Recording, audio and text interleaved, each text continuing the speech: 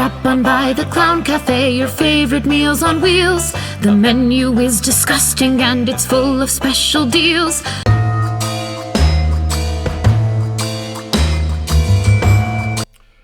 Hi and welcome to Terry Talks Movies. There's a cliche in movie reviewing where people say they go on a journey, and unfortunately, or fortunately, I've got on a journey this time around. Umbrella Entertainment have sent me this. The Terrifier and Terrifier 2 This Is Art box set. See? This is Art collection. Not only is it a good collector's edition, by the way, it is out of print, so you've got to get in early to get some of these things from Umbrella Entertainment. And I recommend that you subscribe to their newsletter because you're not going to miss out if you do that. You'll get in early, you'll get the stuff with all the cool extras, and you'll be a happy little cinephile. So Umbrella sent me the collector's edition. There are a couple of bits missing from my one. The daisy petal sunglasses are missing and the stickers are missing, but I contacted Umbrella and they're nicely going to send them to me. But Terrifier is a fairly new series. It's a new intellectual property.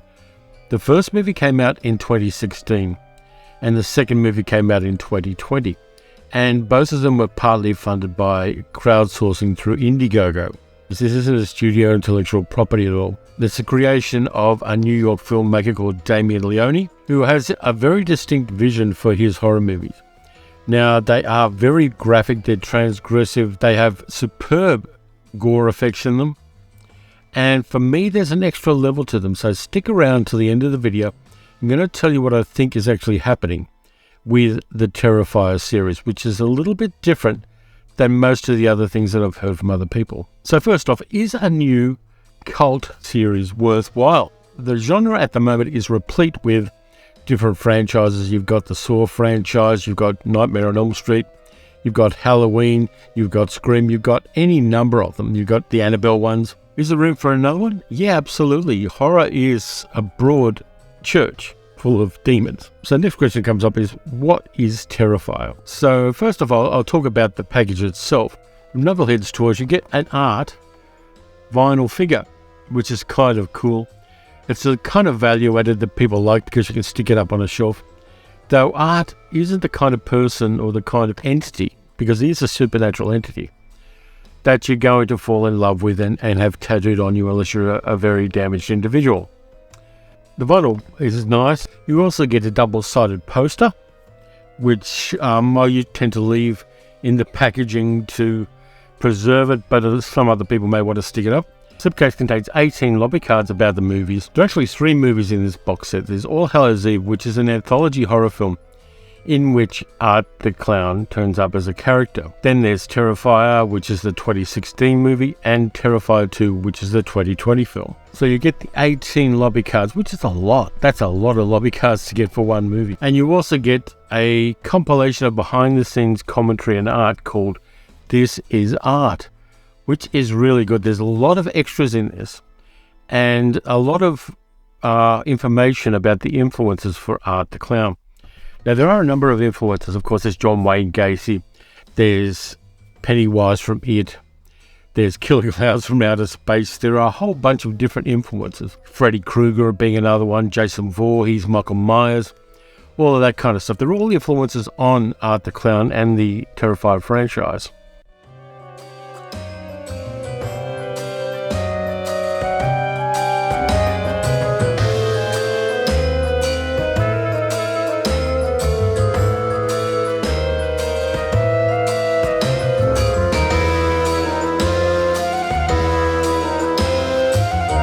So who is Art the Clown? Art the Clown isn't actually a clown, he's a mime. And mimes are even creepier than clowns are, and I like the fact that Damian Leone took it up that level. He walks around in his clown suit, his clown makeup, and his little black top hat, carrying a plastic garbage bag full of tools. Most of them are garden tools, some of them are improvised weapons that Art has created for his own amusement. He's supernatural in the sense that he's unkillable, and as the second movie develops his world and his mythology more, you find out that there are some incredibly odd ways in which Art the Clown can manipulate reality. So the first movie, I haven't actually watched All Hallows Eve yet, I'll be honest with you there. But I watched Terrifier and Terrifier 2. And I don't think it's fair to open the box set and kind of tout the box set without explaining why people should have the movies. And that's what I'm going to do. Terrifier 1 starts out, they're both set on Halloween night, which is Art's holiday. A pair of young women are staggering back from a Halloween party. They're kind of drunk, and they see Art on the street, and he creeps them out. And so they go and they decide they want pizza. They go to an all-night pizza place. Art follows them, and then they head back to their car, kind of creeped out by Art.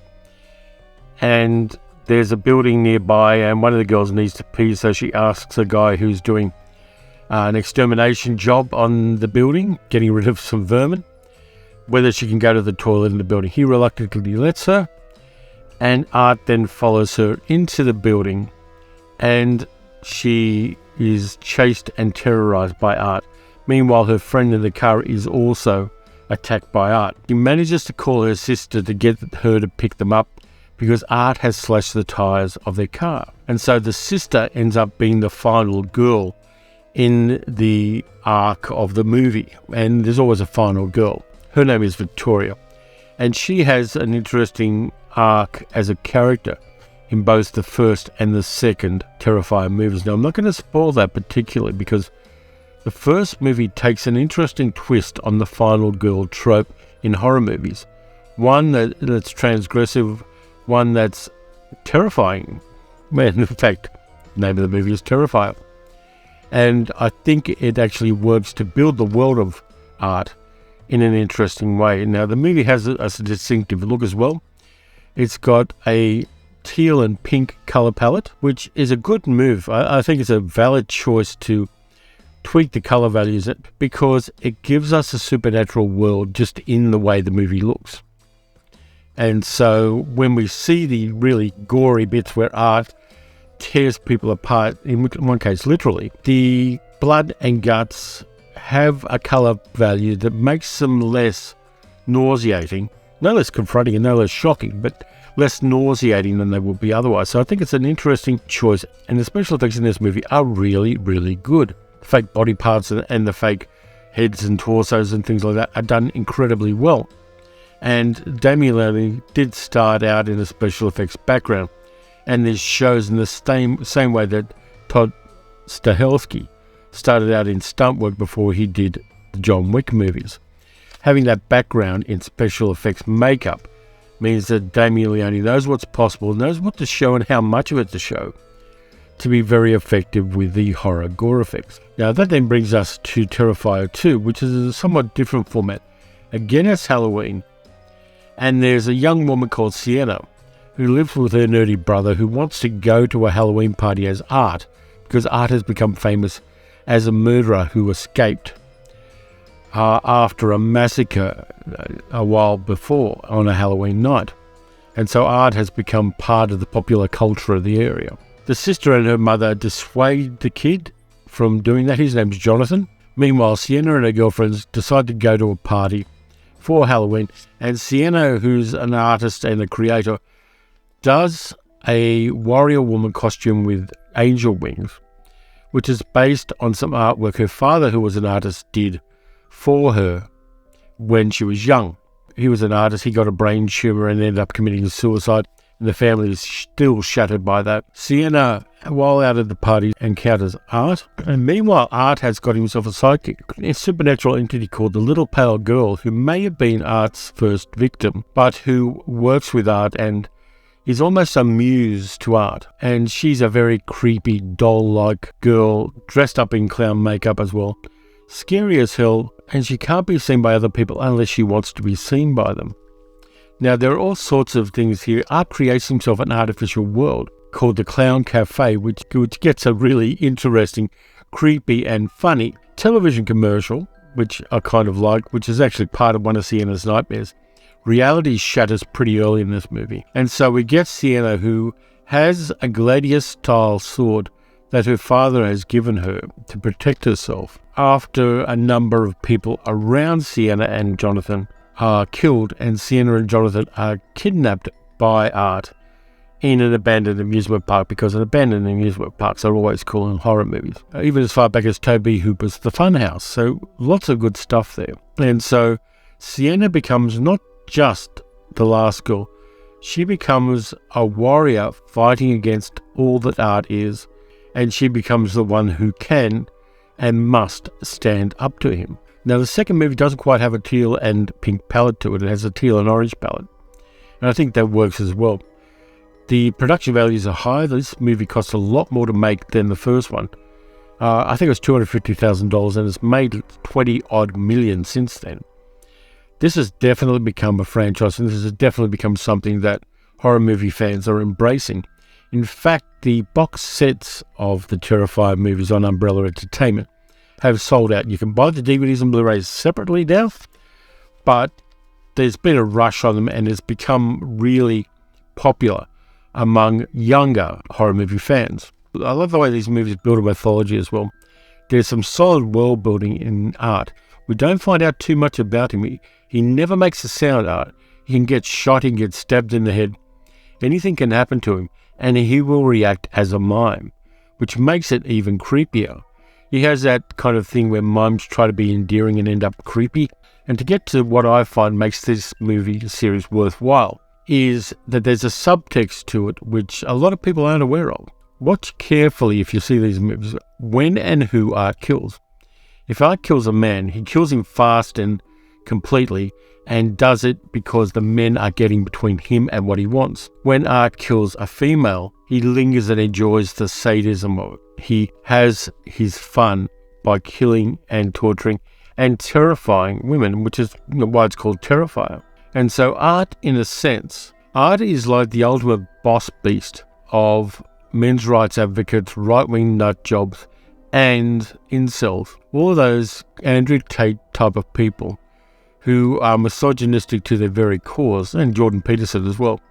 Art is like the avenging demon of that kind of a world. And so Art, in a sense, is a commentary on toxic masculinity. He's the archangel of toxic masculinity. And I find that really interesting. And it's a definite choice by Damian Leone. The careful way he sets them up and the careful way he makes the most interesting characters and the characters who matter in these movies, the women, and the women who support other women in particular. There's a newscaster at the beginning of the second film who doesn't support other women and has a very nasty ending to her story. But the women who bond together and who care about each other are the focal point of the movie, and they're the thing that Art hates most. And so, yeah, there's definitely a subtext here about men who hate women. And in fact, that's the original title of The Girl with the Dragon Tattoo. In, I think, Swedish, is it? They're the men who hate women. And so Art is the epitome of that. And I don't think anybody who is sane can see Art in the same way that we see characters like Freddy Krueger, who's got that amusing side to him. He makes the jokes, he does the terrifying things, but in an amusing way. He's irredeemably on the wrong side of everything good people believe. And that makes him a really interesting horror antagonist. And I wouldn't mind seeing more of these movies. I don't know whether they're going to get better or worse. I think 2 is better than 1 because it actually beds down that mythology and beds down that world building and gives us some really horrible stuff, but in a way that keeps you in the chair. These are very engaging films. Now, as far as the gore and horror is concerned, some people have made comment on it in a very negative way. But I kind of thought this through. The Terrifier movies aren't any more transgressive as, say, Bone Tomahawk. If you've seen the horror western Bone Tomahawk with Kurt Russell, that has things in it that are at least as bad as anything Art does. And that's not with a supernatural background as well. And as far as the disfiguring makeup on some of the characters who carry over from various films, they're no worse than Gary Oldman's character in the movie Hannibal, Mason Verger, whom Hannibal Lecter convinces to eat his own face and then ends up very disfigured. They're at that level of discomforting disfigurement. And it also harks back to earlier things like 1970s movies like Joel M. Reed's Blood-Sucking Freaks. There's a progression here. Now, these movies aren't for everybody, and I totally accept that. But I don't think that they're irredeemably bad. I don't think they're movies that shouldn't exist and all these sort of things. I think these are definitely valid horror movies which have their own moral compass, which is that Art, even though he is the main character and even though the actor who plays him does so with some very fine physical acting, I think there's a purpose to the horror in this movie. And for that, I'm thankful to Umbrella for bringing them to my attention. I don't want to just get stuck in nostalgia as a film buff or as somebody with a YouTube channel. That's self-defeating and ultimately it will dry up. I think that embracing newer things in genres that I like and trying to understand them and going with them and not shying away from touching them is what I want to do with the channel. I think that horror is a valid form of filmmaking and it can't just stay where it was. It needs to move on. It needs to progress. It needs to do new things and say new things. Damian Leone's Terrifier movies do that, and I like them for that. And I'm going to keep these ones on the shelf. These aren't movies that I'm going to sell or give away or anything like that. They're movies that I think are of value. And like all good horror movies, they speak to the times in which they're made, and they speak to the concerns of the times in which they're made, is something that I will always appreciate in cinema.